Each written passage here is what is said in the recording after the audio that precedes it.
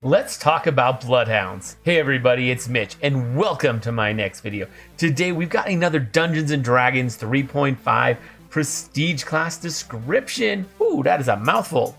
And coming at you from the Complete Adventurer, we got our boy, the Bloodhound. So let's get on with this. What we're going to be talking about today is first we're going to talk about what is a Bloodhound. Then we're going to talk about what it takes to become a Bloodhound. Then we're going to talk about what you get as a Bloodhound. And finally, we're going to talk about how good the Bloodhound is and how you might use it in a build. So let's get started. All right, first, what is a Bloodhound? Bloodhounds are those people call when there's somebody causing trouble and they really don't know what else to do. They call the Bloodhound. That's who gets called. Bloodhounds will track their enemies relentlessly, making sure to bring them in for justice. Good Bloodhounds do it because bringing someone in for justice is the right thing to do. Neutral and evil Bloodhounds, they bring them in alive because, well, if you bring them in alive, when they escape, well, it's more money. You can get the job again, some repeat business. Bloodhounds are specialists. They are masters of tracking. Like, seriously, they're really good at it to some pretty crazy extents. So that's what the Bloodhound is. Let's talk about what it takes to become a Bloodhound. So it's actually not too much. First off, you need a +4 base attack bonus, which isn't a lot. You also need a few skills. You need 4 ranks in Gather Information, 4 ranks in Move Silently, and 4 ranks in Survival. That's not bad at all. And for feats, you need Endurance and Track. Not too bad, especially seeing as Rangers get Endurance, and I think they get Track too, so really solid. In all honesty, you can get all of this with 4 levels of Ranger, which is really low. This is a really early entry Prestige class, so that's really good. So since we've already talked about what it takes to become a Bloodhound, let's talk about what a Bloodhound gets. All right, first off, they get a D10 hit dice, which is big. D10 hit dice is huge. That's one of the best hit dice in the game. They also get a good base attack bonus, good fortitude save, good reflex save, but a bad will save, which is pretty solid all in all. That's a really good chassis. Plus, for skills, they get 6+ int and a really solid skill list.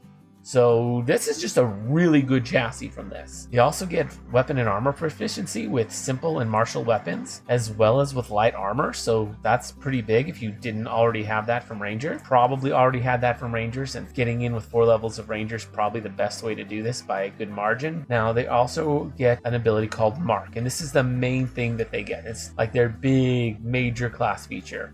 So what Mark does is it lets them mark a target. They just have to see a target and study them for 10 minutes or get a description of them and focus on it for 10 minutes. So it's a 10-minute process, but they don't have to actually be actively looking at the target or even have the target present. They just have to have heard about him or seen a picture of him, and they just have to study that and like spend 10 minutes marking them. And there's really nothing the target can do about that, like a description or a depiction work for that. So there's no protecting against getting marked. And once you're marked, the Bloodhound gains some pretty crazy abilities to track you. Now, at first it's just 1 mark, and it will last indefinitely until they catch their mark or until they die. They can give it up and they can do a new mark every week, but that gets a little weird. They lose a bunch of experience, which is a bit of a problem. I see what they were going for with it. Bloodhounds have a ruthless dedication to catching their mark, so it makes sense that they would be very reluctant to give up on catching a mark that they chose to mark. So they gain an additional mark every 3 levels, so by 10th level they'll be able to mark 4 different creatures. Now all these creatures have to be done at the same time. They don't all have to be related. They have to be done at the same time. They can't get new marks until they finish catching all their marks. It's complicated with how marks work with them. They also get an ability called Swift Tracker, which just lets them move at their normal speed while tracking, which is not bad. Rangers get it as well. Pretty good ability there. Second level, they get something called Non-Lethal Force, which just lets them use non-lethal force when using any sort of melee weapon instead of taking the -4 penalty to do so. So that's pretty nice if you ever wanted to use non-lethal force. They also get something called Ready and Waiting, which lets them ready actions even outside of combat. I thought you could actually do, but apparently it's their class feature. Interestingly enough, you can ready an action and hold it for up to 10 minutes. At 3rd level, they get something interesting, and it's called Bring 'em Back Alive. Now what Bring 'em Back Alive does is it makes it so that if they use a melee attack to drop an opponent to -2 or lower hit points, they can instead choose to drop them to -1 hit point, thus ensuring that they'll stay alive. Now, they're not going to be stabilized, but being at -1 hit points, it's likely they'll stabilize on their own even if nothing's done. And also it gives the Bloodhound quite a bit of time to stabilize them. They can, tie them up first and then stabilize them. They have some options, so it's not a bad option at all, being able to drop them to -1. It's like the lowest amount or it's like the highest amount where they're still alive. Third level, they gain Tenacious Pursuit, which is pretty solid. First off, it gives them a bonus on their forced march, so they get just a +4 on their con check to do a forced march. They also get a bonus to their movement speed, initially of 10 feet and then eventually up to 30 feet, although this does cap at the speed of their mark. So when they're tracking their mark, they can move as fast as their mark, assuming their mark space speed isn't 30 more than theirs. And this does stack with everything, so that's really nice. At 4th level, they get to add their con save. At 4th level, they get to add their con modifier to their will save against any spells cast by their mark on them. That's pretty good, especially seeing as will is their bad save. So that's not bad at all, as well as any sort of special attack. So it's not even just spells, so quite nice. At 4th level, they get something called Move Like the Wind, which makes it so that they no longer take the -5 penalty for stealth and move silently when tracking their opponents. So very nice. And it only takes a -10 instead of a -20 when running. So that's actually really big. Now at 5th level, they get Crippling Strike, which makes it so that when he delivers a strike against their mark, they can do, in addition to the normal damage dealt, an additional 2 points of strength damage every strike that they get with any sort of melee or ranged attack within 30 feet. All melee attacks and then any ranged attack that has a 30-foot range, which is pretty big. Now at 5th level, they also get something really big called Track the Trackless. Now this is huge. They gain the ability to track someone who should not be able to be tracked. So if they use something like Pass Without Trace,